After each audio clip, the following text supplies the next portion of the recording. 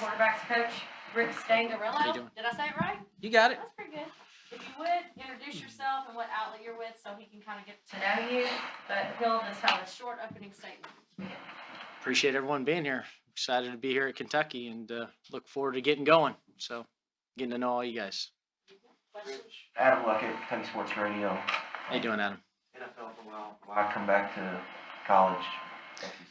For me, personally, the timing was perfect. I excited to be in charge of the offense again, and felt like it was just time to go coordinate and do it. And it just happened to be the right head coach and the right situation that fit perfectly for where I was at my point in my career, and excited to be here because of it. Got more earlier. When you make that decision, I guess, well, what are you looking at? Like, was it just Kentucky, or was it this situation, or were you kind of looking at other places? Or? No, I was not looking at other places. Quite honestly, this was the only college opportunity I even considered. I think that I just aligned with where Coach Stoops is for what he's looking for out of his offense, what he believes at the core, and what I had heard, the kind of man he was to work for, the situation, and I don't know that I jumped in immediately to the opportunity. I wanted to make sure it was right for me, and I explored it and watched plenty of their tape, and it just it seemed like a very good fit, and I think that made the transition easy for me. What jumped out when you started looking at film? Did the style of offense they played. Liam did a nice job last year. Some familiarity with that. The quarterback, being able to work with Will, the tailback, just the entire group of guys that was coming back. There's something to build on here, and I'm excited about helping take it to the next level if I can. Yeah, John L. with the Courier Journal. You've had a unusual coaching path. I have. Walk us through why you were willing to make some of those jumps that most people wouldn't be, and then maybe how you got into coaching too as somebody who didn't play in college. Yeah, I'm a complete outlier in a lot of ways. There's no doubt about it. Yeah, I mean, this wasn't my, we all have a path. Things kind of break your way. How I got pulled in is a long story, but I was fortunate enough to end up at a school, UC Davis, early in my career. The first quarterback I ever worked with got drafted in the NFL. He was a Division II finalist for the Harlan Hill, and I mean, these were non-scholarship quarterbacks that were developed into pro players. The first quarterback I ever really worked with, J.T. O'Sullivan, played a decade in the NFL. I was around some real good ones real early with the best quarterback teacher that I've ever been around, and that was Bob Biggs at UC Davis. It taught me a lot, gave me a foundation, started me on my path. Then I got around line guys. I was at Idaho with Tom Cable, and the whole staff were line guys, and that became part of my expertise to know the run game, pass protections, outside zone, and it became what I did throughout college. That led me to Kyle Shanahan. And ultimately, that's how I ended up in Atlanta in 2015. So there's a lot of stops in between. Things happen. Been able to coordinate at 1AA schools across the country, but very fortunate, lucky to do what I do, and I ended up in the right spot for me right now, and I'm excited about it. I talked to Coach Biggs last night. He said you walked into his office sight unseen. He didn't know who you were, and you asked if you could volunteer on the staff. So. Yeah, we had a mutual friend who played there that recommended me to him, and it just one of those buildings where at that point I had been coaching high school football, and I knew that I thought I was going to go back and be the head coach at my high school. Quite honestly, that's what my intent was, and I got around him, and it just changed my path. And the things that I believe today, the things that I teach. My ability to evaluate quarterbacks, what got me to the NFL, a lot of that, the foundation I'm grateful that I got from him. Michael Epps with WDKY. Coach mentioned you've been hunkered down, already getting the work, getting ready. What excites you about the players that you have here on the offense, and just kind of are you salivating at kind of the tools and a lot of talent that this offense has coming back? Yeah, I mean, it's happening fast. Spring ball's around the corner, so you gotta get going on that. And there's been a foundation laid that's kind of set the trend for where we're headed. And yeah, there's some really good players coming back. I can tell that, Coach Stoops has done a great job recruiting the right types of people. I feel good about the attitude, just meeting them, the intent, how they want to get as good as they can be. And I think the pieces are there. It's our job to bring it together. And yeah, I'm excited about doing it. Rich, I'm Mark Story from the West End. how big an advantage is having the offensive line coach come from the same program you've come from? And would you have taken the job if Zach weren't here? And that's a great question. It would have been much harder to take the job. Not that I don't feel great about the entire situation, but it's to be successful in such a short time period now that it's happened a little later. That particular position, having a rapport and a connection to do what we'd like to do, that's the hardest part. I don't want to be coaching all the coaches. I want to do this together, and to be able to have someone that knows where you're coming from and be on the same page, put a plan together, help the players get up to pace with how we want it to look. That is a big deal from my perspective, and to help the transition. So yes, it was definitely a nugget that made it much more enticing. What makes Zach, like, good at his job? I mean, what Yeah, I mean, same thing. I mean, in some respects, kind of like myself. I mean, when you've kind of been at all levels and you've done it at all levels, you have to. Part of being a great coach is being a great teacher and communicator, and then part of it is the knowledge you gain to be able to teach. And you at different points in your career, you have to take jobs to get you to be that guy that has all the knowledge and the ability to teach it. And I think that being a good teacher, and then the time he spent in the room and being around in San Francisco, you just that level of football, how we talk, what we teach, the way we do things, I think it's second to none. And I think that allows you to be the best coach you can be, quite honestly. You're also inheriting a quarterback.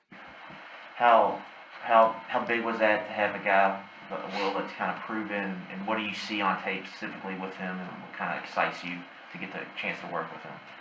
It's random, but I want to say it was the LSU game last year, but there was a game where we were sitting watching, having Saturday night dinner in the NFL before our team meetings, and Kentucky was on, and I was like, man, I just, quarterbacks catch my eye. It's kind of what I do, I would think, and I was like, man, this guy's pretty good, and it just something that I remembered. And then when this all happened pretty fast, and I went back and I watched Kentucky's tape, I was like, the qualities that I would look for in a quarterback, he possesses a lot of them. And I think that's it's fun to work with guys like that and help them, just kind of bring out their best game. And that's my goal. What are those qualities? Is it arm strength? Is it size? Is it pocket mobility? I would say this, like, it's the toughest to me. Well, let's say the NFL, to play quarterback at the highest level, to me, is the toughest thing in sports to do.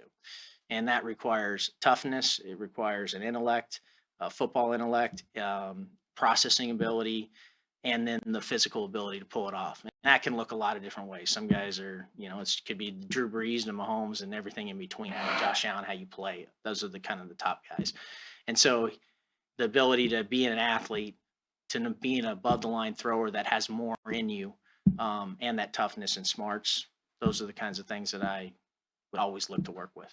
Rich, Nick Rouse from Kentucky Sports Radio. We've heard a lot about things are going to be similar, the similarities, the continuity from one system to the next. What's going to be different with you calling plays? Yeah, I mean, I would say we're from the same family. The tree of the system itself. The last thing I would ever want to do is bog down the players by reinventing the wheel. They have a great foundation, and there's some stuff but there are, like anything, you want to put your own spin on it, or it's going to look at how you see it and want to call it. But ultimately, it comes down to my job to evaluating the players, the types of players they are, their talents, and help put them in a position to be successful. If we do that, we'll be the best offense we can be. We'll score some points. We'll be explosive, and we'll be what we want to be. Coach Darrell Berger, I run the Castles here in town. There's a million different ways to do this in offense. What is it that you like about this style?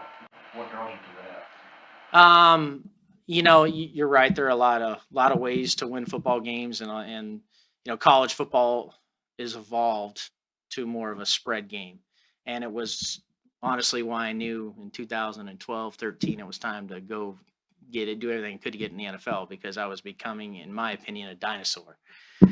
Things are evolving back the other way, in my opinion. I think that you have an edge when you can play this style of football at this level now. It's harder for defenses to where they used to have trouble getting ready for tempo. Now, hey, let's let them try and learn how to fit our run game. It's just different. And then what you can do off of that, creating conflict and creating explosive plays, which you can do with the right type of quarterback. And yeah, that's the part where I want to bring it together and put that out on film and do something that this whole university is proud of. Maybe it's going back towards the NFL style now. As a guy who just came from the league, how important is it when you're evaluating draft prospects to see players who thrive in an offense that works at that level too? Yeah, I mean, it's very important. You know, I mean, I just went through an entire process last year where we were drafting a quarterback very high. And when I evaluate a quarterback in the NFL, I'm going to watch every snap he's ever played in college football. Heck, I even go back to their high school film sometimes.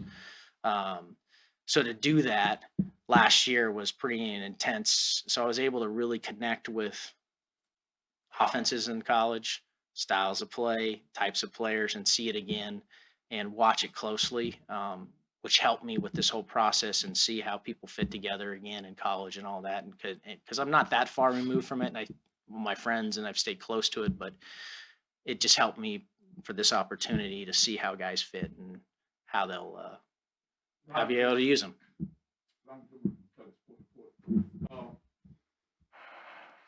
Forty-niners were really funny in terms of wanting to run football and some football, probably more, you know, and I can see the fact that you lean a lot stronger on the run. Yep.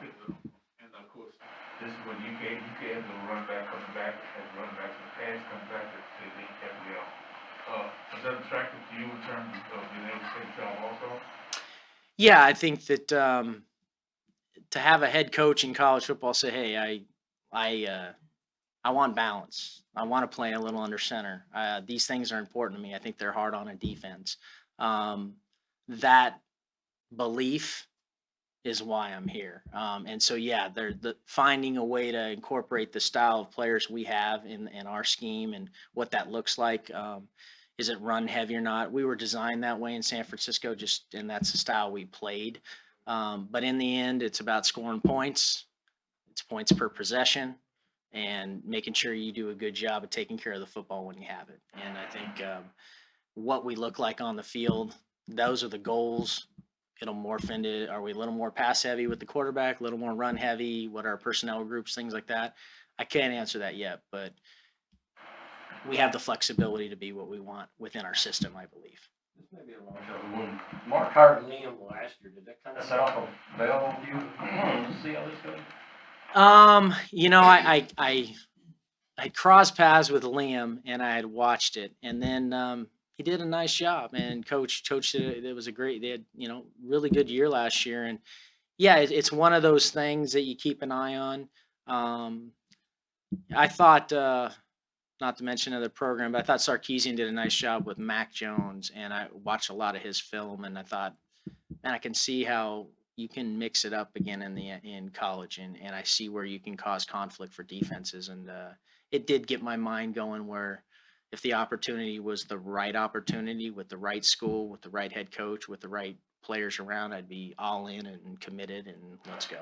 So did you reach out here, or did they reach out? It was really a coach reached out to me it was a mutual friend as he was going through the process, and one of the other coaches that was involved in the process had actually worked for me, and it came on my radar through coach, through a mutual friend, and once we talked and had an amazing conversation, I was all in.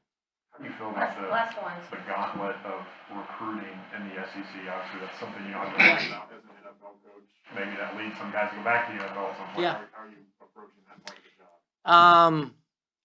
You know, recruiting never bothered me before in college football. It has evolved in a lot of different ways. But quite honestly, with the portal and the way the game's going with the likeness and things like that, it's evolving a little bit more towards the pro game, quite honestly. And like it or not, it's here. You know, it is what it is, and fitting in that doesn't bother me at all. And I'm excited to bring the best players in Kentucky we can bring.